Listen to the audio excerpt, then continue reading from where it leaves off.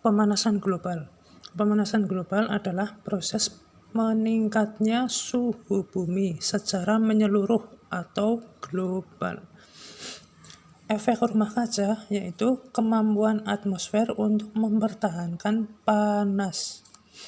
Gas rumah kaca itu ada macam-macam, antara lain air, maksudnya uap air, CO2, karbon dioksida, metana, CFC, N2O, dan O3 atau ozon. Penyebab dari pemanasan global. Penyebabnya adalah adanya gas rumah kaca yang berlebihan atau polusi dari industri dan rumah tangga. Dampak dari pemanasan global ini adalah es di kutub mencair, permukaan air laut naik, cuaca dan ekosistem tidak stabil.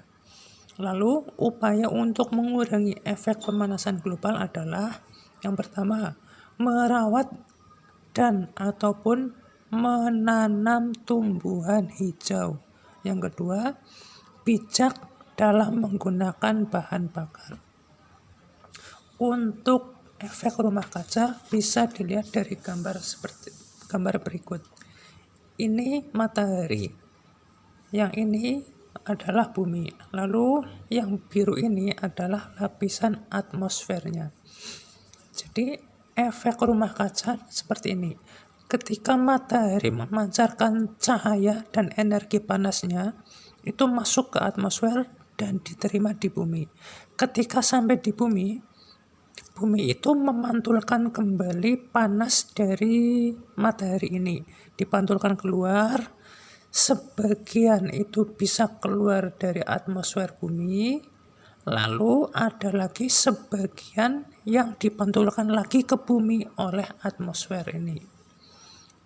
Nah, karena banyaknya gas rumah kaca yang diproduksi di bumi, jadi ini lama-kelamaan itu ketika ada cahaya masuk, itu sebagian besar itu hanya dipantulkan lagi ke bumi.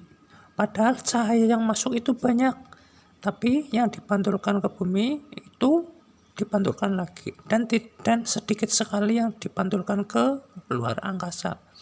Seperti itu terus. Karena hal ini terjadi berulang-ulang, maka panas yang datang ke bumi itu semakin bertambah dan yang keluar itu sedikit. Makanya hal tersebut menyebabkan adanya es di kutub mencair, permukaan air laut naik, cuaca dan ekosistem tak stabil karena suhu di permukaan bumi itu meningkat.